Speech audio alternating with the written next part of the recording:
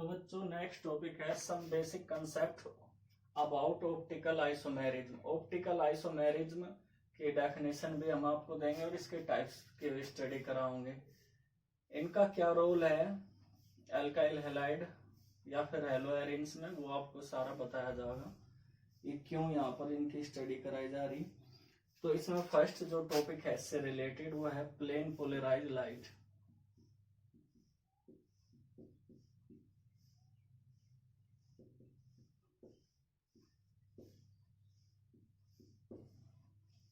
सबसे पहले थोड़ा सा मैं आपको इसके बारे में बता दूं। कोई भी एक ऑर्डिनरी लाइट है, आपको पता जो एक साधारण लाइट होती है उसमें जो वाइब्रेशन होता है वो सभी डायरेक्शंस में होता है, ठीक है। और हमने इसके सामने एक प्रिज्म रख दिया जिसे कहा जाए निकोल प्रिज्म।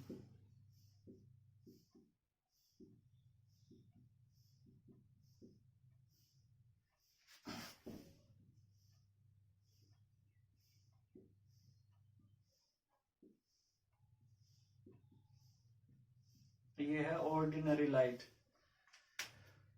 इसमें क्या हो रहा, सभी डायरेक्शन में क्या हो रहा, वाइब्रेशन। तो निकोल प्रिज्म क्या करेगा, इस प्रिज्म का काम ये है कि इसका जो वाइब्रेशन सभी डायरेक्शन में हो रहा उसे सिर्फ एक ही प्लेन में कर दे, ठीक है। यानी बाकी डायरेक्शन के जो वाइब्रेशन है उन्हें क्या कर दे, रोक देगा, ठीक है। आप इसकी एक बार डेफिनेशन लिख लो। Such a beam of light which as a vibration only in one plane is called plane polarized light। तो जैसे अभी हमने बताया ये ऑर्डिनरी लाइट है, अगर इसे निकोल प्रिज्म से पास किया जाए और जो वाइब्रेशन है वो सिर्फ एक ही प्लेन में हो तो उसे क्या कहा जाएगा, प्लेन पोलराइज लाइट। तो यही क्या है बच्चों, यही है प्लेन पोलराइज लाइट, ठीक है। आप इसका स्क्रीनशॉट ले लें सभी बच्चे। एक ऑर्डिनरी लाइट है, इसे निकोल प्रिज्म के सामने रख दिया, ठीक है, या फिर निकोल प्रिज्म इसके सामने, तो ये जो वाइब्रेशन है उन्हें सभी एक ही प्लेन में कर देगा। हर एक डायरेक्शन में नहीं होगा, सिर्फ अब एक ही प्लेन में होगा, तो इसे कहा जाएगा प्लेन पोलराइज लाइट। स्क्रीनशॉट ले लें सभी बच्चे। नेक्स्ट है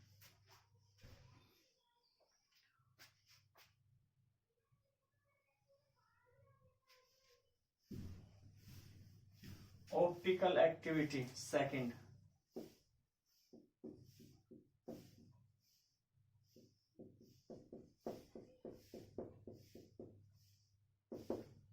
ये काफी इंपॉर्टेंट पॉइंट है जो आपको कोऑर्डिनेशन कंपाउंड में भी काम आएंगे और जो आप अगर कंपटीशन की तैयारी करते हैं तो उसमें भी आपको काफी काम आए।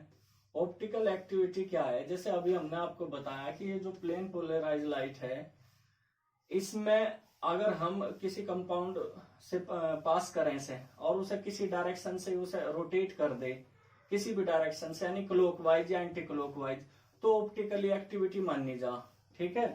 तो पहले आप इसके बारे में लिख लो थोड़ा। Such substances which can rotate the plane of polarise light are called optically active substances and the property of a substance to rotate the plane polarized light is called optical activity। जैसे अभी हमने आपको बताया कि अगर कोई organic compound या solution of organic compound है, देख लें सभी बच्चे यहाँ। अभी हमने आपको प्लेन पोलराइज लाइट पढ़ाई जिसमें जो वाइब्रेशन है सिर्फ एक ही डायरेक्शन में, ये एक डायरेक्शन में करना क्यों जरूरी था अभी आप समझ जाओगे। ये क्या है, प्लेन पोलराइज लाइट। ये क्या है, solution of organic compound.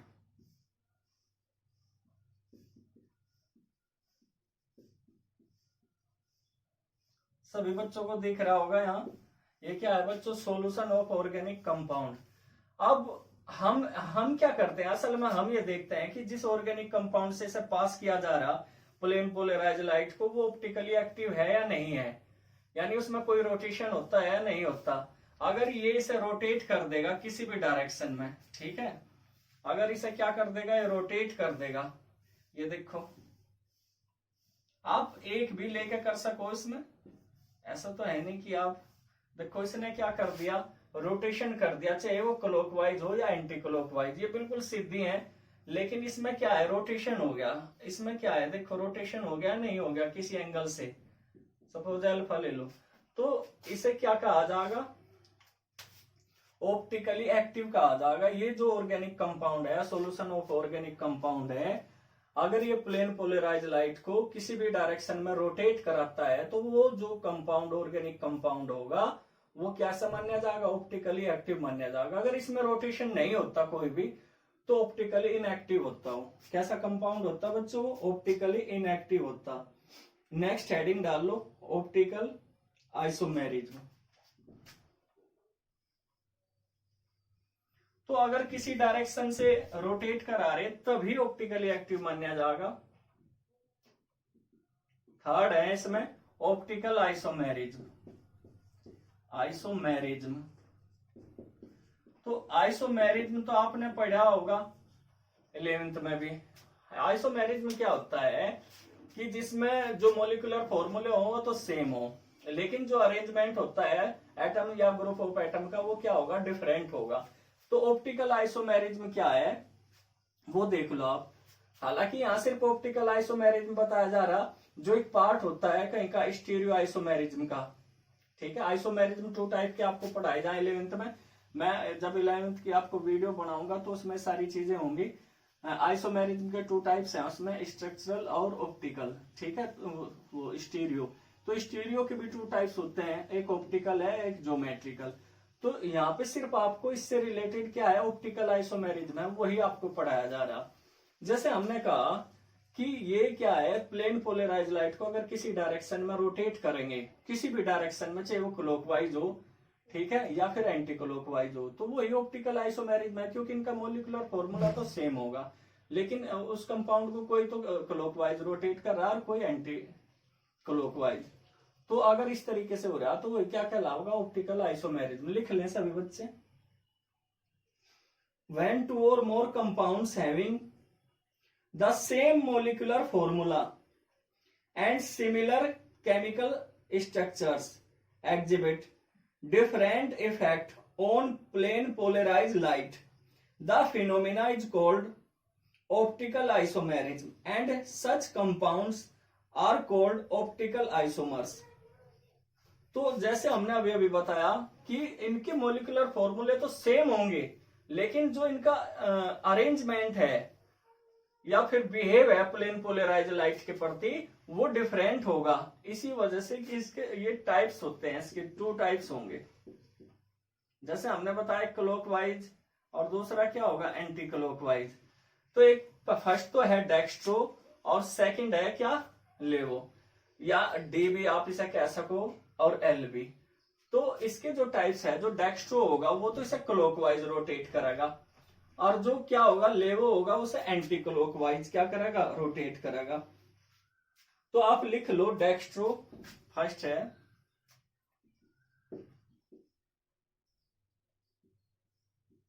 Dextro row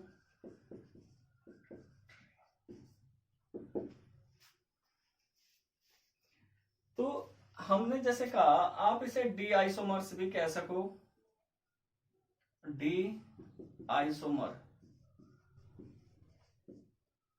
short form में, क्योंकि डेक्स्ट्रो तो आप हर जगह लिख नहीं सकते। तो पहले इसके बारे में लिख लो। जैसे हमने कहा एक क्लॉकवाइज रोटेट करा होगा, तो इसकी डेफिनेशन लिख लो, the एनसियोमर्स which rotates the plane of polarized light in clockwise direction, bracket में लिखना चाहो, to the light, is called dextrorotatory or d-isomers and denoted as plus. यानी प्लस से भी आप इसे डिनोट कर सकते हो। किस तरीके से आप इसे प्लस से भी डिनोट कर सकते हो, अब देख लो आप।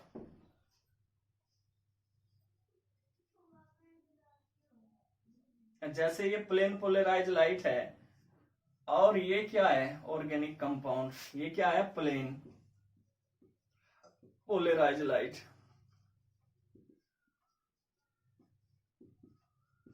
दिख रहा सभी बच्चों को? तो ये क्या होगा, ये डी आइसोमर होगा, आइसोमर। क्यों इसे डी आइसोमर कहा जाएगा? क्योंकि इसे कहीं में करा रहा है ये रोटेशन क्लॉकवाइज डायरेक्शन में, इस तरीके से रोटेशन करा रहा। ठीक है, तो अगर कोई कंपाउंड प्लेन पोलराइज लाइट का जो रोटेशन है उसे क्लॉकवाइज कराता है तो उसे डी आइसोमर कहा जाएगा। लिख ले सभी बच्चे, स्क्रीनशॉट ले लें।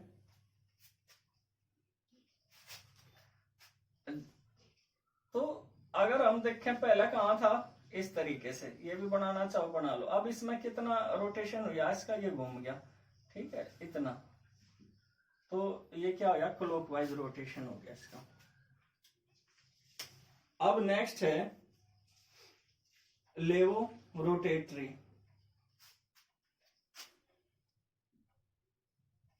ले सभी स्क्रीनशॉट ले लिया सभी बच्चों ने? ये कौन सी डायरेक्शन में मूव करा रहा था, फिर से देख लो इसे क्लॉकवाइज में। तो जो नेक्स्ट है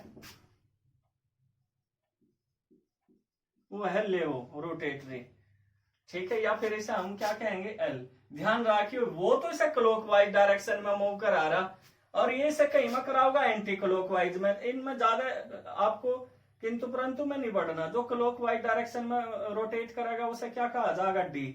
और ये कहां कर रहा है बच्चों, ये इसे एंटी क्लॉकवाइज डायरेक्शन में रोटेट कर रहा है। एंटी क्लॉकवाइज डायरेक्शन का मतलब ये है कि जो घड़ी है जिस डायरेक्शन में घूमती है उससे अपोजिट डायरेक्शन में। अगर इस तरीके से इसका रोटेशन था तो अब यहां हो गया इस तरीके से, तो ये कहां घूम गया एंटी क्लॉकवाइज डायरेक्शन में। तो वो तो इसे क्लॉकवाइज डायरेक्शन में रोटेट करा था प्लेन पोलराइज लाइट को, ये इसे कहां करा रहा एंटी क्लॉकवाइज में। तो इसे क्या कहा जाएगा एल आइसोमर। तो इसे भी लिख लो, the enantiomers which rotate the plane polarise light in anti clockwise direction is called laevorotatory और L isomer denoted as minus या नेगेटिव आप कह सको। ठीक है, सभी स्क्रीनशॉट ले लें बच्चे इसका।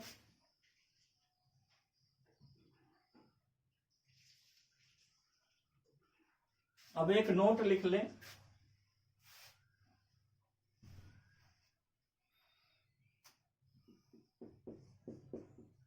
एक नोट लिख लो, the molecules of D and L isomers of a compound are the mirror image of each other. The D and L isomers of butanol 2 are. तो हम कह रहे कि जो डी और एल आइसोमर्स होंगे वो एक दूसरे की क्या होगी मिरर इमेज होगी। क्या होगी बच्चों, एक दूसरे की मिरर इमेज होगी। जैसे हम एग्जांपल ले रहे ब्यूटेनॉल 2 CH3 CH2 CH, ये होता है ब्यूटेनॉल 2। तो हमने क्या कहा कि जो डी आइसोमर्स हैं और एल आइसोमर्स हैं वे क्या है एक दूसरे के मिरर इमेज है। क्या है बच्चों, मिरर इमेज है। जैसे CH3 CH2 अगर आप लिखो और ये OH हो गया और ये हो गया CH3, तो ये क्या है डी आइसोमर।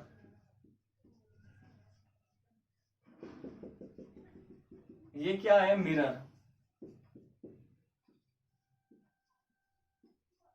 सभी बच्चों को दिख रहा होगा ये मिरर है बीच में। तो जो डी और एल आइसोमर्स होंगे उसमें क्या होगा, वे एक दूसरे की मिरर इमेज होगी, यानी उसमें साइड क्या हो रही चेंज हो रही। देखो रोटेट हो गया नहीं हो गया। तो ये एल आइसोमर्स हैं। सभी बच्चे लिख लें। ब्यूटेनॉल 2 का एग्जांपल हमने लिया और ये बताया देखो इसमें क्या है एथाइल ग्रुप कहाँ है लेफ्ट साइड में, उसमें राइट साइड में है। तो डी आइसोमर और एल आइसोमर्स क्या होंगे एक दूसरे की मिरर इमेज होंगे। स्क्रीनशॉट ले ले सभी बच्चे। अब जो नेक्स्ट टॉपिक है वो है कायरल। काफी इंपॉर्टेंट है ये भी, और आप फर्स्ट टाइम इसे सुन रहे होंगे कि बड़ी अजीब सी टर्म है।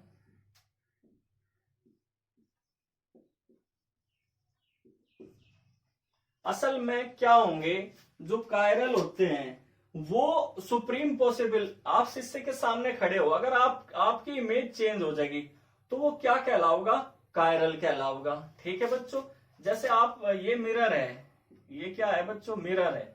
अगर आप इसके सामने खड़े हो रहे और आपकी वहां इमेज जैसे पी है, इधर ये इस तरीके से लग रही, ठीक है, जैसे हैंड है आपका, हाथ है, अंगूठा वगैरह देख लो आप इस तरीके से, और वो चेंज हो जा, वो क्या हो जा, चेंज हो जा। ठीक है, तो आप कुछ भी ले सको इसमें। तो आप देखो, जो ये अंगूठा है ये वाला, इधर कौन सी साइड में है, लेफ्ट, और इधर कहाँ है, राइट। तो ये क्या है, चेंज हो रही। तो आप देख लो, आपका जो हाथ होगा उसकी भी क्या होगी, इमेज चेंज हो जाएगी। ठीक है, तो कायरल क्या है, जो जिसमें जो सबस्टांस है वो सुप्रीम पॉसिबल नहीं होते। सुप्रीम पॉसिबल का मतलब क्या है, जिसकी इमेज ज्यों की त्यों नहीं बनती, वो कायरल कहलावा है। तो लिखो सभी बच्चे,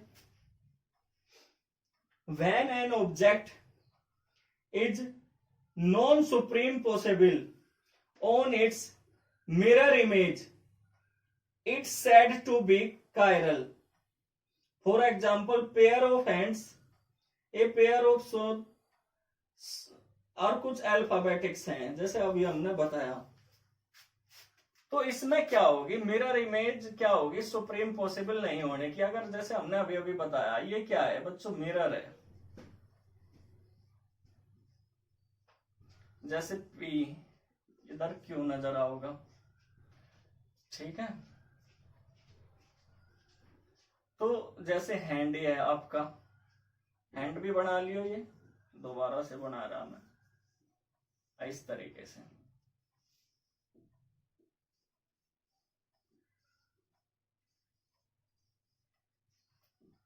हैंड बना लो, सुप्रीम पॉसिबल नहीं है इमेज।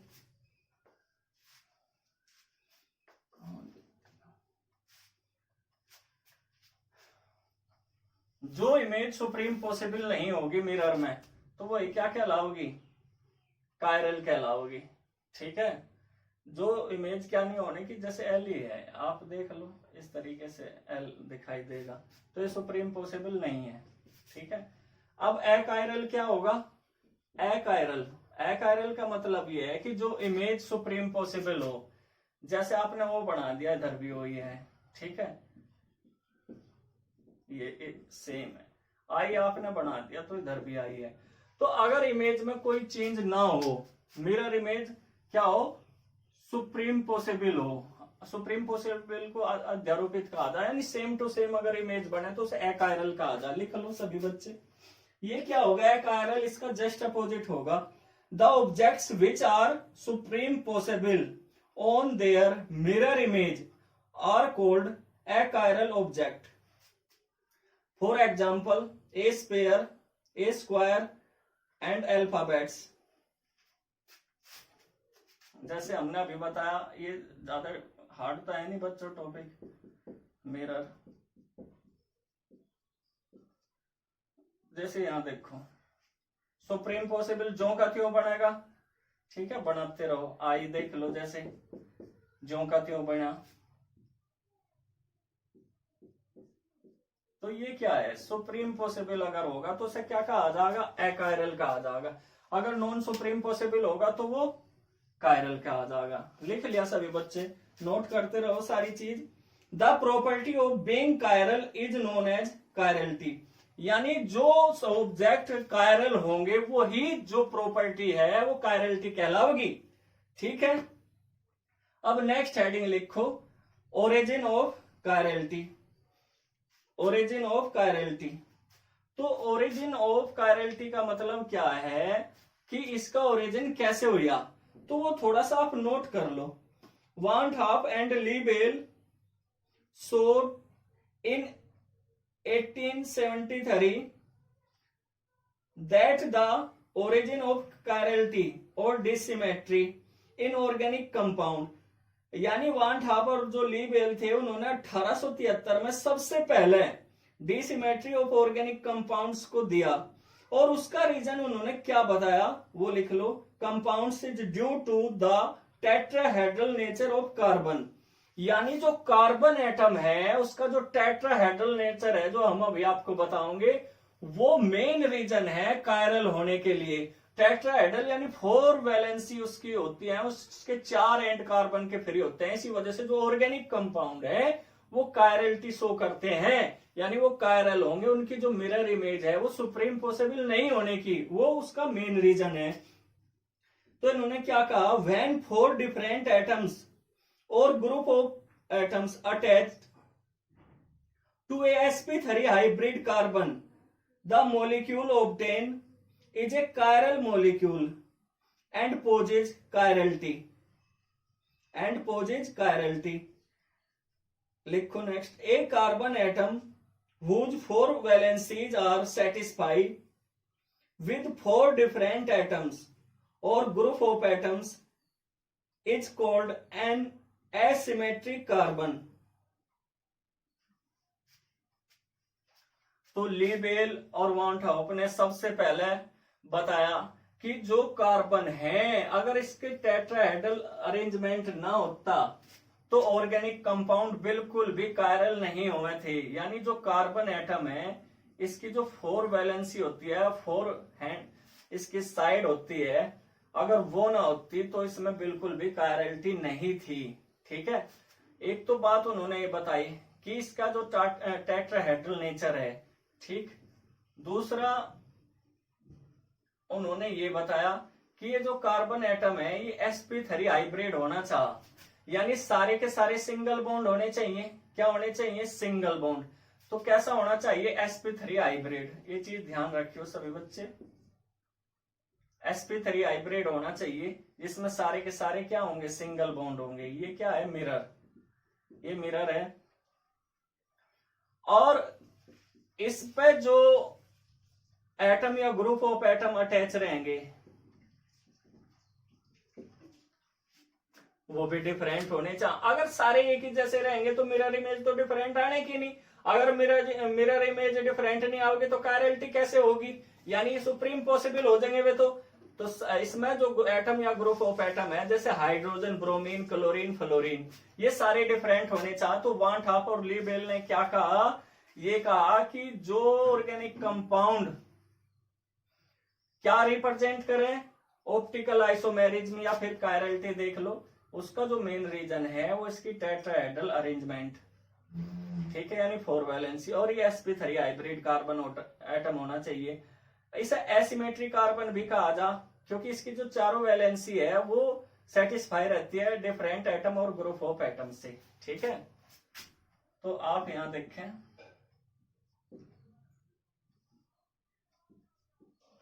तो देखो यहां बी आर कहाँ है? इस साइड में, और वहां बी आर कहाँ है? अदर साइड में। तो ये क्या है? ये सुप्रीम पॉसिबल है? नहीं है। तो नॉन सुप्रीम पॉसिबल है? बिल्कुल है। तो नॉन सुप्रीम पॉसिबल है तो फिर ये क्या हो गया बच्चों? एसिमेट्रिक कार्बन होने के साथ साथ ये क्या हो गया? कायरल हो गया। ठीक है, तो ये किसने बताया? लीबेल और वान हॉफ ने बताया।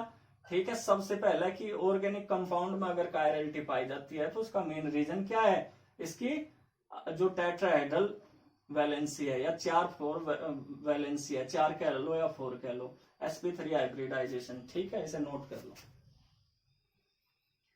अब आपने थोड़ी देर पहले एक वर्ड सुना, एनसियोमर्स। एनसियोमर्स क्या होता है उसके बारे में देख लो।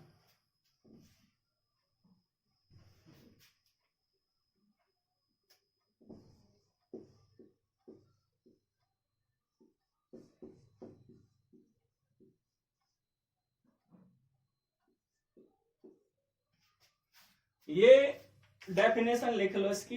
द स्टीरियो आइसोमर्स, स्टीरियो हमने बताया क्या? आइसोमेरिज्म की 2 टाइप होती है, जैसे स्ट्रक्चरल, तो दूसरी क्या होगी? स्टीरियो आइसोमेरिज्म, जिसका केमिकल फॉर्मूला तो क्या होते हैं? सेम होते हैं, लेकिन जो अरेंजमेंट है वो डिफरेंट हो, तो उसे स्टीरियो आइसोमेरिज्म कहा जा। तो लिखो the stereo isomers which are the non superimposable, लिख लिया, mirror image of each other are term as enantiomers. यानी जो स्टीरियो आइसोमर्स हैं, अगर उनकी नॉन सुप्रीम पॉसिबल इमेज होगी, कैसी इमेज होगी? नॉन सुप्रीम पॉसिबल, ठीक है, यानी जो कायरल होंगे वही प्रॉपर्टी क्या कहलावे, एनमेसियोमर्स कहलावे। आ गया होगा सभी बच्चों की समझ में। नेक्स्ट लिखो प्लेन ऑफ सिमेट्री।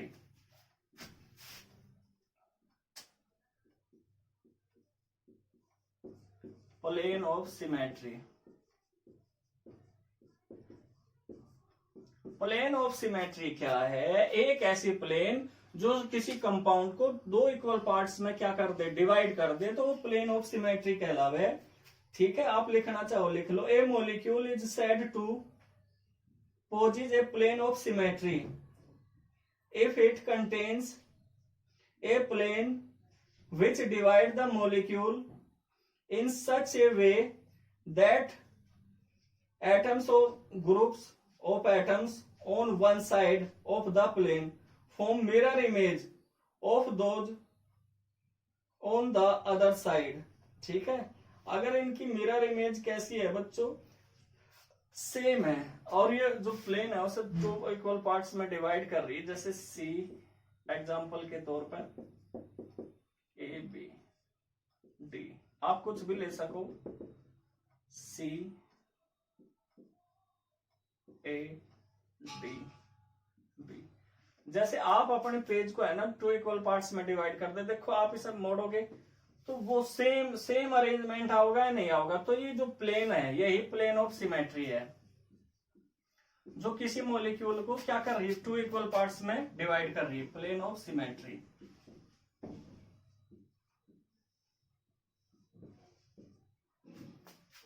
तो नोट कर लें सभी बच्चे।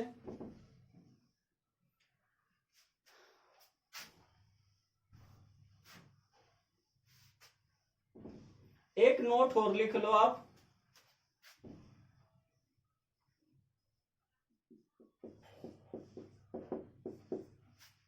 काफी जरूरी है, लिखो कायरलिटी इज रिगार्डेड एज। तो बच्चों आप नोट कर रहे, एक बार फिर से नोट कर लो, chirality is regarded as the necessary and sufficient condition for a molecule to be optically active. हमारा कहने का बार बार यही मतलब है कि कोई भी मॉलिक्यूल ऑप्टिकल एक्टिव कब होगा, जब वो नॉन सुप्रीम पॉसिबल इमेज बना होगा, यानी उसमें जो ऑब्जेक्ट है वो जो के तो मिरर में ना दिखते हो। जैसे आप मिरर के सामने खड़े हो तो आपकी इमेज कैसी है, नॉन सुप्रीम पॉसिबल है। तो यही कंडीशन होनी कि जो की तो इमेज ना बने। अगर ऑप्टिकल एक्टिव होना उसका ऑब्जेक्ट का जरूरी है, तो सबसे बड़ी उसकी कंडीशन यही है कि उसे क्या होना चाहिए बच्चों, नॉन सुप्रीम पॉसिबल होना चाहिए, यानी कायरल होना चाहिए। फॉर एग्जाम्पल है जैसे lactic acid, lactic acid CH3 CHOH CO। सभी बच्चों को दिखाई दे रहा होगा। आप देखते ही बता दोगे कि इसकी मिरर इमेज कैसी होगी। ये क्या है, मिरर है। ठीक है, ये क्या है बच्चों, मिरर।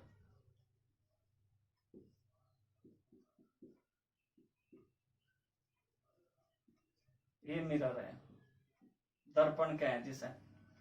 तो आप ये देखो लैक्टिक एसिड की जो इमेज आ रही वो कैसी आ रही,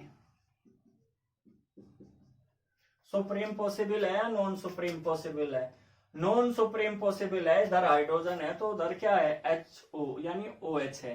ठीक है, तो जो लैक्टिक एसिड है अगर आपसे कोई पूछे तो ये ऑप्टिकल आइसोमेरिक में रिप्रेजेंट कराएगा या नहीं कराएगा, तो बिल्कुल कराएगा।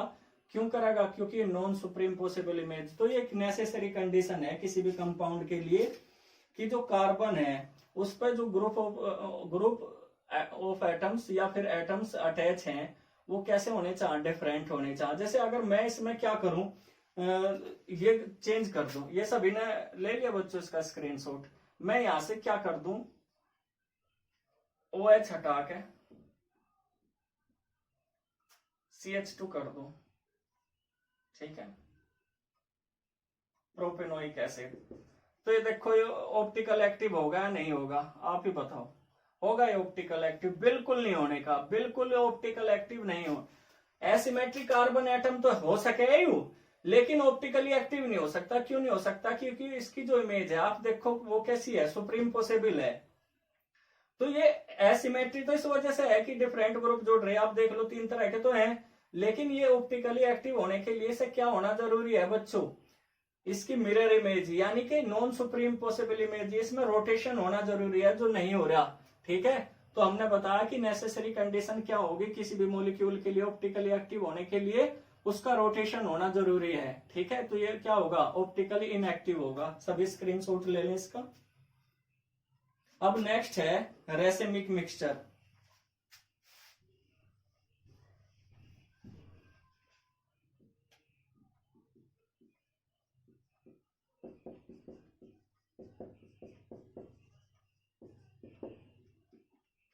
रेसिमिक मिक्सचर, ठीक है, और इसे डीएल मिक्सचर भी कहा जा, अगर आप लिखना चाहो ब्रैकेट में डीएल मिक्सचर, तो आपको एक क्लियर हो गया होगा कि इसमें क्या होगा। ये कहीं का मिक्सचर है, डेक्स्ट्रो और लेवो का मिक्सचर है, यानी इसमें दोनों ही प्रॉपर्टी एक साथ कंप्लीट होंगी, डेक्स्ट्रो भी और लेवो भी, यानी क्लॉकवाइज भी रोटेट करेगा और एंटी क्लॉकवाइज भी। इसी वजह से जो रेसिमिक मिक्सचर फॉर्म कर रहे हैं वो ऑप्टिकली इनएक्टिव होते हैं, क्योंकि दोनों ही तरफ जब वो घूम गया तो उसमें टोटल रोटेशन क्या होगा, 0। ठीक है, अगर कोई कंपाउंड क्या है, क्लॉकवाइज भी मूव कर रहा और एंटी क्लॉकवाइज भी कर रहा, तो इसमें रोटेशन कितना आ गया, 0 आ गया। आ गया नहीं आ गया बच्चों? ठीक है, आप इसे नोट कर लो। A mixture containing equal amounts of D and L isomers of a substance is called racemic mixture or DL mixture. It is denoted by plus minus sign. It does not show any optically active. अब जैसे हमने बताया कि optical active तो होगा ही नहीं, has no effect on plane polarise light. तो प्लेन पोलराइज लाइट पे भी ये क्या करेगा, कोई इफेक्ट शो नहीं करेगा। क्यों नहीं करने का? अरे बच्चों देखो, डी आइसोमर भी है और प्लस एल आइसोमर भी है, ठीक है, is equal to DL mixture.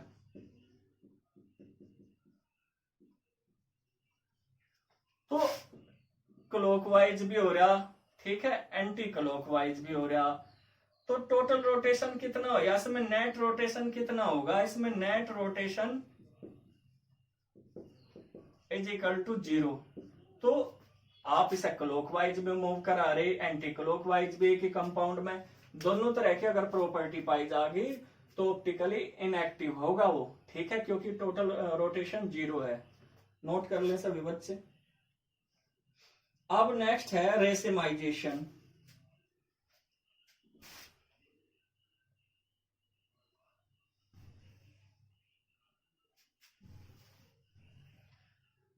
Racemisation का मतलब क्या होता है कि अगर कोई डी डेक्स्ट्रो या फिर लेवो है तो हम क्या करेंगे, अगर हमारे पास सिर्फ डेक्स्ट्रो या फिर लेवो है यानी डी या फिर एल है, तो उसे ही हम 2 पार्ट्स में क्या कर लेंगे, इस तरीके से अरेंज करेंगे कि वो डेक्स्ट्रो भी रिप्रेजेंट करे और लेवो भी, यानी उसे हम रेसिमिक मिक्सचर में अगर चेंज कर देंगे डी रूप को या इसे एल रूप को, तो वो क्या कहलाओगा, रेसिमाइजेशन कहलाओगा। यानी किसी भी अगर रोटेशन एक ही डायरेक्शन में हो रहा और हम उसमें दोनों डायरेक्शन में करा दे रोटेशन, तो वो रेसिमाइजेशन कहलावे। लिख लो, the process of converting D form और L form of an optically active substance into a racemic mixture is known as racemisation. तो जैसे हमने कहा कि अगर सिर्फ क्या हो रहा है उसमें एक ही डायरेक्शन में, यानी ऑप्टिकली एक्टिव को ऑप्टिकली इनएक्टिव में चेंज करना है, रेसिमाइजेशन कहलावे। तो यहां देखो, अगर हम उसमें दोनों डायरेक्शन में उसमें कोई चेंज करके, केमिकल चेंज करके, फिजिकल चेंज करके उसमें इस तरीके से कर दे कंपाउंड को कि उसमें दोनों डायरेक्शन में रोटेशन होने लगे, तो रेसिमाइजेशन प्रोसेस कहलाऊगा। नोट कर ले सभी बच्चे। अब है next retention.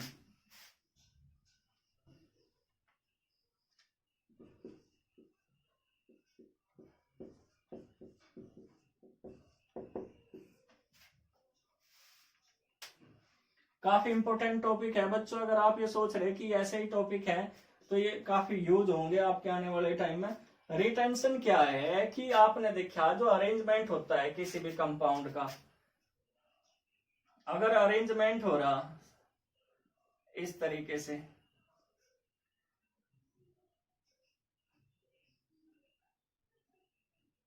A B C x, इस तरीके से अगर अरेंजमेंट हो रहा, आप पहले एक बार देख लो, मैं इसमें से एक्स निकाल दो और वाई इसमें ऐड कर दो और फिर मुझे बताओ क्या हो गया। बी भी वही है, ए भी वही है, सी भी, लेकिन जो एक्स है जहां से एक्स हटा वहीं पे वाई ऐड हुआ। रिटेंशन क्या है, जिसमें पोजीशन में कोई चेंज नहीं होता, जो अरेंजमेंट है बॉन्ड का वो अनचेंज रहता है। ठीक है, रिटेंशन में क्या है, जहां से एटम या ग्रुप ऑफ एटम हटा उसी पोजीशन पर अगर अदर एटम या ग्रुप ऑफ एटम अटैच हो जाएगा तो उस प्रोसेस को रिटेंशन कहा जा। देखो कोई भी चेंज नहीं हुआ इसमें, जहां से एक्स रिमूव हुआ वहीं पे एडिशन हुआ किसका, वाई का, तो इस प्रोसेस को क्या कहा जा, रिटेंशन कहा जा। ठीक है, सभी को प्रॉपर दिख रहा, ठीक है, तो लिख लो इसे। Retention refers to the preservation of integrity of the spatial arrangement. Spatial arrangement का मतलब जिस तरीके से बॉन्ड जुड़े हुए हैं, ठीक है, उस सेम तरीके से arrangement of bonds to an asymmetric centre during a chemical reaction.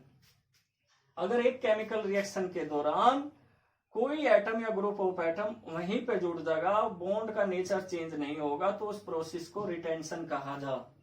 ठीक है बच्चों, लिख लो, नोट कर लो, स्क्रीनशॉट ले लो। और लास्ट है इन्वर्जन।